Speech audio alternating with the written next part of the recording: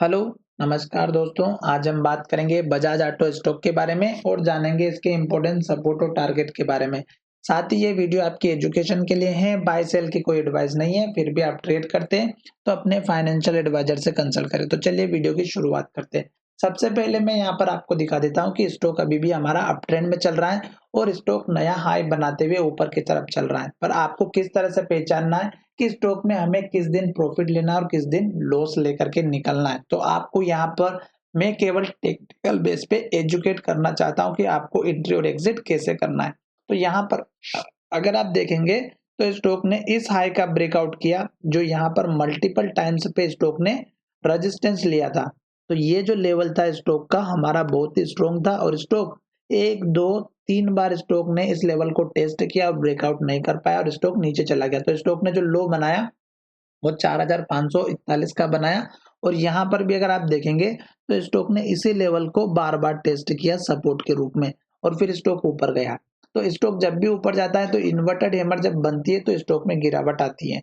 तो स्टॉक ने इस हाई का ब्रेकआउट किया, फिर यहाँ पर स्टॉक ने सपोर्ट ले लिया। तो इसका मतलब ये हुआ कि स्टॉक हमारे पुराने लेवल्स को जरूर टेस्ट करता है। जैसे कि यहाँ पर सपोर्ट बना और यहाँ पर ये हाई बना हुआ था 2 बार। फिर स्टॉक ने हाई बना करके यहाँ पर हाई बनाया, फिर स्टॉक ने यहाँ पे हाई बनाया, फिर यहाँ पर हाई बनाया और फिर स्टॉक ने यहाँ पर हाई बनाया और इस हाई को ब्रेक करके 8650 के लेवल को ब्रेक करके स्टॉक ने एक नया हाई बनाया था जो लगभग हमारा 9025 का था और उसके बाद स्टॉक गिरावट में आ ही रहा है और स्टॉक लगातार गिरते हुए आ रहा है। अब आपको जो लास्ट का ये हाई बना था, इसके बाद स्टॉक ने गिरावट इस कैंडल के लो तक दी थी। अगर आप देखेंगे तो ये हमारा पुराना हाई लेवल था। तो स्टॉक में लास्ट का जो लो बना ये आप एक तो अपना मेजर स्टॉप लॉस या सपोर्ट लेवल लेकर के चल सकते हैं, क्योंकि अगर ये लेवल टूटेगा तो गिरावट और देखने को मिल सकती है। तो ये आपका मेजर स्टॉप लॉस या सपोर्ट लेवल का रेंज हो जाएगा, जो रहेगा 7838 से लेकर के 7890 के बीच की। अब स्टॉक में क्या करना है कि आपको प्रॉफिट एक तो एक्यूरेट लेना है, तो अब आपको आराम से सुनना होगा, अच्छे से सुनिएगा और आपको अच्छे से समझ में भी आएगा। तो ये पहले मैंने यहाँ पर सपोर्ट का एक आपको जो है रेंज बना करके दिखा दी। अब देखिएगा यहाँ से है मेन अच्छी सी कहानी जो मैं आपको समझाने वाला हूँ। तो देखिएगा कि स्टॉक ने यहाँ से सपोर्ट लिया, फिर स्टॉक ने ग्रीन कैंडल बनाई, फिर दूसरे दिन फिर ग्रीन कैंडल बनाई और हाई ब्रेकआउट किया, फिर ग्रीन कैंडल बनाई, हाई ब्रेकआउट किया और हाई के पास क्लोजिंग हुई, फिर ग्रीन कैंडल बनी, हाई ब्रेकआउट हुआ और हाई के पास क्लोजिंग हुई, फिर ग्रीन कैंडल बनी, हाई ब्रेकआउट हुआ और हाई के पास क्लोजिंग हुई। फिर इस कैंडल में स्टॉक ने जहां से ओपनिंग की वहीं से स्टॉक में गिरावट आई। तो अब हमें क्या करना था कि जैसे स्टॉक ने हमारी क्लोजिंग रेट कैंडल बनाते बनाते शाम के टाइम पे लो के पास दी, तो हमें अपना प्रॉफिट बुक कर लेना था।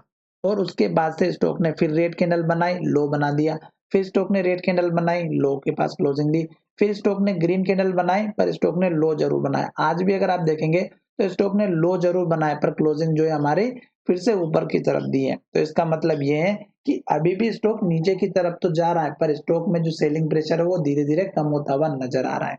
और साथ ही यहाँ पर हमारी कौन सी कैंडल बन रही है, हैमर कैंडल बन रही है, जो पॉजिटिव इंडिकेशन को देते हुए समझा रही है।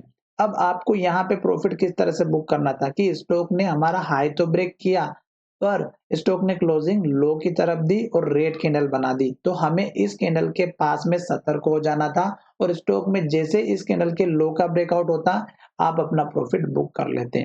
वैसे ही अगर यहाँ पर देखेंगे तो जब तक ग्रीन कैंडल बन रही थी, हाई बन रहा था, आपको बैठे रहना था और जब रेड कैंडल बनना स्टार्ट होती है तब आपको सतर्क हो जाना था। अब आप स्टॉक में क्या करेंगे, बिल्कुल आपको ये भी मैं समझाऊंगा।